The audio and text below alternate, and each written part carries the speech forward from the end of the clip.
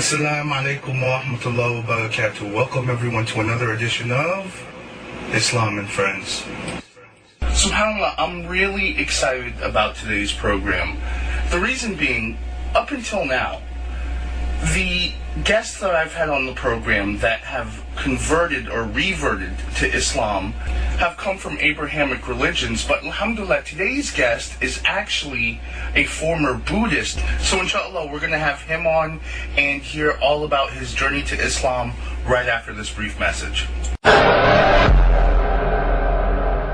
بسم الله الرحمن الرحيم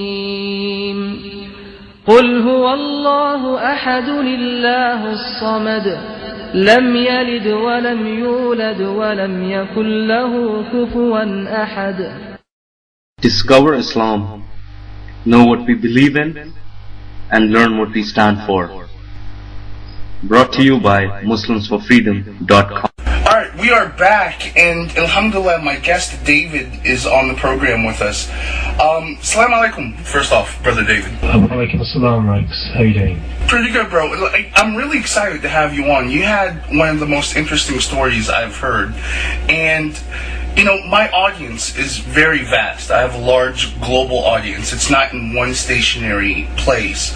So, as I was saying earlier before you came on, the majority of the people that I've had on that have come to Islam have been reverts from Abrahamic religions, and this is an opportunity to actually talk to someone that has reverted to Islam from a non-Abrahamic religion. So I was fascinated by this opportunity. You have a very interesting story because you started off from a Muslim family. Do you want to start off there and tell me how that was like and why you moved away from Islam, or were you ever really embraced in Islam, or did you have a family situation that was just like Muslim by name? Your mic, bro. Jazakallah, bro. Yes, I was born into a Muslim family, a Sunni Muslim family, Pakistani, and I was born in England, in Britain, and my parents came over from Pakistan.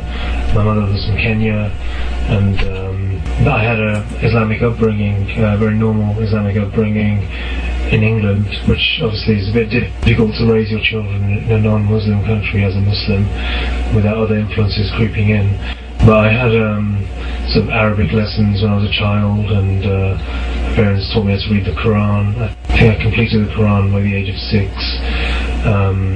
I didn't actually pray 5 times a day until a lot later on, but Quran, I got into the habit of going to Jummah, Friday prayers, fasting Ramadan. I always fasted as a kid, as much as I could, and yeah, it was an Islamic way of life, but also very westernized in the sense that, you know, my dad didn't have a beard, my mother didn't wear a hijab, etc. Were you an only child, or did you have any siblings? Oh yes, yeah, I have one brother. He's 2 years older than me, and he's actually a better Muslim than I am. So he was more. I think he was more kind of sort of drawn to. I was very drawn to the religion as a child.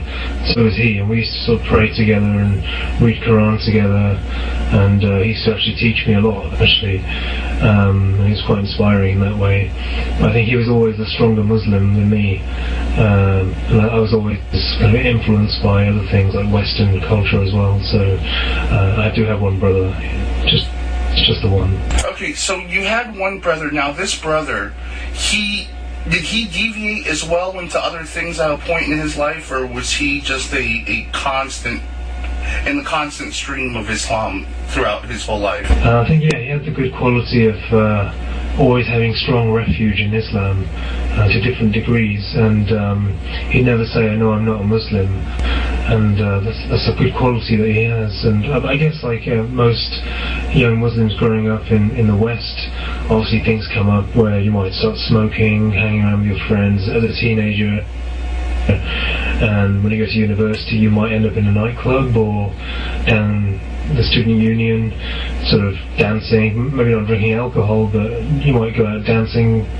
Lots of Muslims do that, unfortunately, and I'm not saying he did that, but I guess, yeah, he might have done things like that But I don't think he ever denounced the religion. And I think when he got to university, he said that was when he had his Islamic knowledge increased, because he joined the Islamic Society, and they really kind of trained him up in a way. They kind of explained a few things to him of how the deen, how strong it is, and how important it is to keep it as a priority in your life. Yeah, that's one of the main things, is to surround yourself with as many knowledgeable people as possible, because once you start delving off into that Western society, you lose touch, and pretty soon you get engulfed by it. But anyhow, okay, so you were brought up Muslim. When did you start to deviate from Islam, and what was the first thing you turned to when you started deviating from Islam?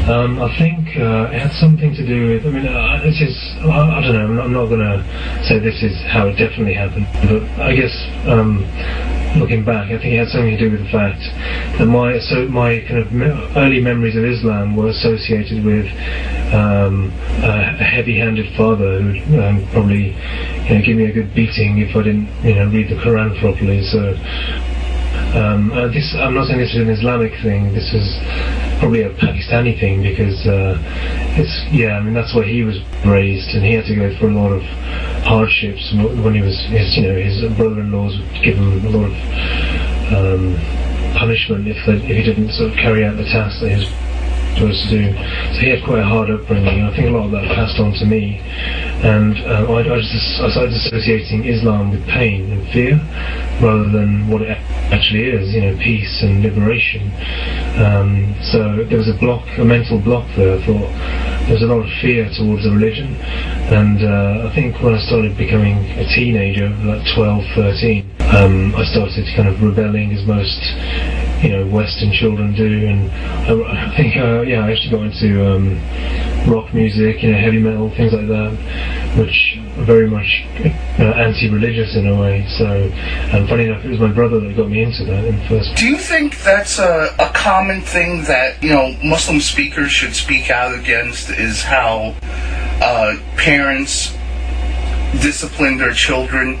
Because I've heard this isn't the first time I've heard this, where the child was brought up by a heavy-handed father, and in order to rebel, they wind up leaving Islam because they see it as, my father is a hard guy, so if I just want nothing to do with nothing. I want to completely move on to something else.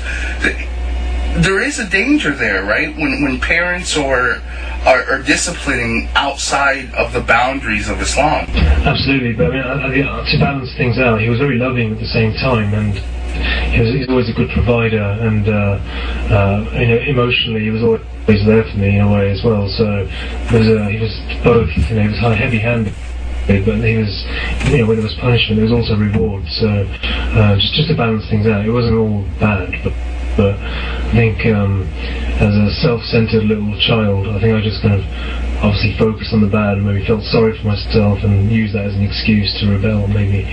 But I think, I guess it's probably just nafs and desires that kind of lead you astray, rather than I can't really blame him for that. But I guess Islam does set a boundary of how you should raise your kids, and there are sort of boundaries of discipline and acceptable sort of uses of force, I guess. I think that's a flaw amongst children in general. When their parents are strict, they don't take into account the millions of good things that the parents do for them. They just, at that moment in time, they focus in just on the negativity, and then as they get older and start to mature, they're like, well, wait a second, my father or mother, they were very strict and very disciplined, but I mean, man, they fed me, they clothed me, and I'm in the real world on my own right now, and I see just how daunting a task that is, just to do that in itself, much less show you compassion. And it's sad that we take so much for